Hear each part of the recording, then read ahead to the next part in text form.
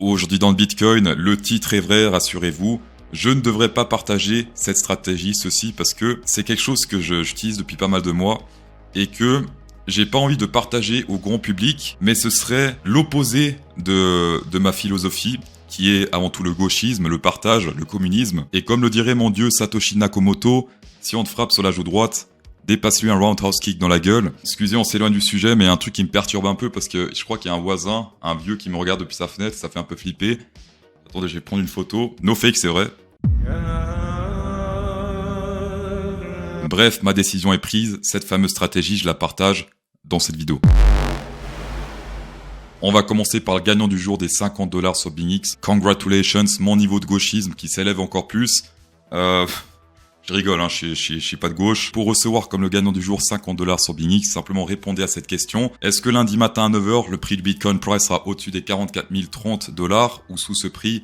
Mettez simplement plus ou moins à la fin de votre commentaire. Et avec un peu de chance, lundi matin, vous aurez $50 en plus sur votre compte BingX. Tapez dedans. On va commencer directement par le 3 jours qui respecte sa tendance haussière, qui respecte son EMA 20. On a également la prochaine résistance au niveau des supports résistance du volume autour des, ici légèrement plus haut, 47 338. Alors même si ça peut faire flipper certains, je rappelle qu'on a pété la plus grosse résistance actuellement sur le marché à la hausse. Pour ceux qui s'en souviennent pas, eh bien ça se passe plus ou moins dans cette zone-là. C'est là qu'on s'est toujours fait soit rejeter extrêmement à la hausse ou extrêmement à la baisse. On l'a pénétré comme une lettre à la poste. The support is real, puisqu'ici, hop, rejet à la baisse, rejet à la baisse, rejet à la hausse. Et qu'est-ce qu'on fait ici? Eh bien, pour l'instant, support extrême, d'accord? Toujours quand on teste ici en 3 jours, eh bien, hop, rejet à la hausse. Et même avec la tige où tout le monde a flippé totalement sa race, eh bien, hop, on s'est nouveau rejeté à la hausse. Également sur le RSI, le momentum. On a un gros support ici. Enfin, c'était une ex-résistance, 1 fois, 2 fois, 3 fois, 4 fois presque. Et pour l'instant, on se fait rejeter à la hausse 2 fois par ce support, puisque hop, on a pété à la hausse, ce niveau maintenant devient un support. On daily en journée, tige de sélection naturelle dans cette zone, mais la tendance aussi à respecter, EMA 20, zone de rebond. Ici, on a même ce support gigantesque diagonal qui était une ex-résistance qui fait toujours son effet. Je rappelle que là, support, support, support, résistance et nouveau support avec 3 retests pour l'instant, même 4. Pour l'instant, sur l'action price, tout semble bon, mais il y a un truc sur le Pinterest qui est un peu, je dirais pas flippant, mais il faut essayer de trouver un synonyme. On peut voir qu'ici les gens étaient intéressés par trader, ils sont intéressés, ça monte de plus en plus. Et là, soudainement, un gros support d'intérêt a été pété à la baisse. Pour ceux qui vont dire ouais, CryptoSauce, nous la majorité on traite pas les supports résistants sur le Pinterest, ça n'a pas de sens. Eh bien, est-ce que vous êtes demandé pourquoi la majorité perd? It's the natural selection. Ce que ça signifie pour moi, c'est que une tendance haussière saine, c'est l'open interest qui monte avec l'action price. Une tendance haussière avec l'action price avec l'open interest qui descend. C'est pas très bon, c'est-à-dire que la tendance haussière est éphémère et qu'on est proche d'un retournement de tendance. Un peu comme ici, je sais pas si on voit bien, ici en range, et pendant qu'on range ici sur l'action price, sur le Pinterest, eh bien ça se pète totalement la gueule. Et ensuite, qu'est-ce qui se passe? Eh bien, pétage de gueule sur l'action price. Donc ici, clairement, signe de faiblesse sur le Pinterest. La preuve, c'est que ici, on était dans une zone plutôt élevée sur le Pinterest, on s'est fait rejeter à la baisse. Maintenant, on teste des niveaux plutôt bas sur le Pinterest avant de se faire rejeter à la baisse. Ici, on teste à peine la zone rouge, hop, rejet à la baisse. Pour ceux que le pari à la hausse quand le Pinterest se pète la gueule, on peut sur du court terme. Et pour du plus long terme, c'est plus intéressant de parier à la baisse parce que ça signifie simplement que les gens ne traitent plus et que les futurs ne sont plus présents dans le marché ou plutôt qu'ils quittent le marché. Ça, c'est le truc que j'hésitais à vous partager parce que ça marche tellement bien que c'est presque de l'argent gratuit, trop facile. Free money, money rain soldiers. On dirait que c'est une simple résistance pourrie. Une fois plus pour ceux qui vont dire ouais, CryptoSauce, pourquoi tu mets des supports et des résistances sur le Pinterest, ça marche pas, tu vas perdre de l'argent. Ce que j'ai à répondre, c'est que tu fais partie de la majorité. Puisque ici, on peut voir que à chaque fois qu'on teste ce niveau sur le Pinterest, ici, une fois, on se fait rejeter à la baisse. 2 fois ici, ça rangeait, mais c'était en tout cas pas très bullish. Ici, clairement, rejet à la baisse. Ici, rejet à la baisse, fallait shorter ou putter. Ici également, on a testé une fois plus, fallait shorter ou putter. Ici, pendant je ne sais pas combien de jours, on a quand même fait, je crois, moins 10% sur le marché quand on a testé ce niveau avec ce pic. Ici, par exemple, hop, on a fait un 9%, 10%. Sur la chaîne CryptoSauce, j'avais littéralement partagé mon put dans cette zone-là. On a fait un 10% sur l'action price. Le deuxième put où j'avais fait moins d'argent, mais qui était quand même profitable, c'était dans cette zone-là. On a testé sur le Pinterest, j'ai puté. Et ensuite, qu'est-ce qu'on a fait il y a 2-3 jours? On a retesté ce niveau. Et qu'est-ce qu'on a fait quand on a retesté ce niveau? Eh bien,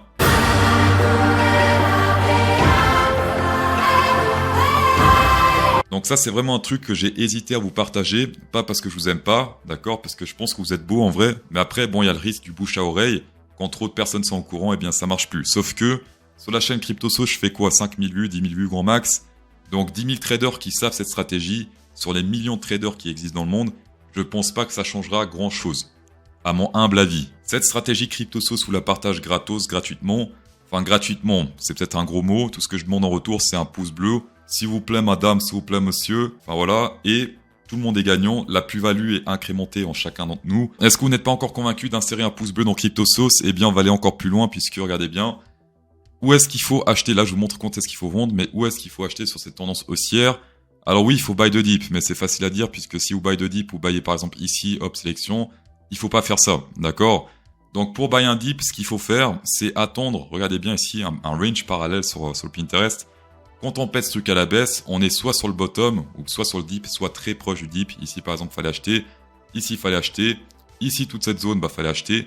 Ici également, fallait acheter, on a pété légèrement à la baisse. Et si on repète ici à la baisse sur le Pinterest, eh bien, historiquement, zone de recharge pour le bull market ou bien simplement pour DCA. En description, grâce au lien d'affiliation, vous pouvez checker jusqu'à 13 000 $ et pas mal de rabais sur les frais trading. En 30 et 5 000 $ sur BingX quand vous faites un premier dépôt, 10% de rabais sur les frais.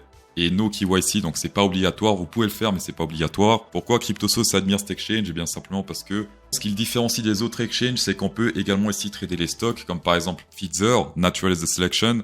On peut également trader le Forex. EUD, donc là c'est le dollar canadien contre le dollar, le livre sterling, c'est ça? Ouais, le dollar contre le franc suisse, etc. Les indices, le SP500 qu'on connaît très bien sur la chaîne, on peut le longuer, on peut le shorter sur BingX. Commodities également, le gold, le silver, platinum, l'aluminium, les cornflakes également. Le souci, c'est que la majorité des cryptos sont souvent trop impactés par le Bitcoin, en tout cas pour les traders. Quand le Bitcoin pump, il y a pas mal de chances que tous les alt pump. Et inversement, ça se pète la gueule, tous les alts se pètent la gueule. Enfin bref, diversification is the key. Voilà, donc c'est la clé. Et en plus, vous pouvez participer au concours CryptoSauce, plus moi dans les commentaires. Incredible. On va passer au vendre Ethereum. Lui enchaîne les signes de faiblesse, non seulement sur l'action price, mais également sur le Pinterest. Sur le Bitcoin, c'est seulement le Pinterest, alors que là, on a pété ce range parallèle à la baisse, et également sur l'action price. On a pété également, pour l'instant, l'EMA 50, non, l'EMA 20, pardon, à la baisse, le truc rouge. L'EMA 50, on va checker ça. Quand on pète ça à la baisse, en général, c'est pas très bon pour la suite. Pour l'instant, ça tient, d'accord? Une tendance haussière, moi, je commence à flipper un peu quand l'EMA 50 se pète à la baisse, quand on fait une clôture en dessous. J'attends un rebond à la hausse pour shorter en général. Pour l'instant, c'est pas encore le cas. Donc, sur le Pinterest comme sur le Bitcoin, on a un support qui date de septembre, début septembre, qui a pété à la baisse. Ici, on a un range qui date de plus ou moins octobre, qui a pété également à la baisse. Je rappelle que les targets des ranges, quand on pète à la hausse ou à la baisse, eh bien, on prend la hauteur du range et on met sur le breakout. Par exemple, ici, la hauteur. On met sur le breakout ici. Hop. Et la target, la première target, ce serait autour des 1956 $. En pourcentage, ça fait, par rapport au prix actuel, un 13%, ce qui peut faire très mal au marché. Et si on prend un risque-récompense, là, ça peut être très intéressant selon moi. Si on rentre ici, target ici, risque-récompense, stop loss, on peut mettre légèrement au-dessus de l'EMA 20, c'est-à-dire ici.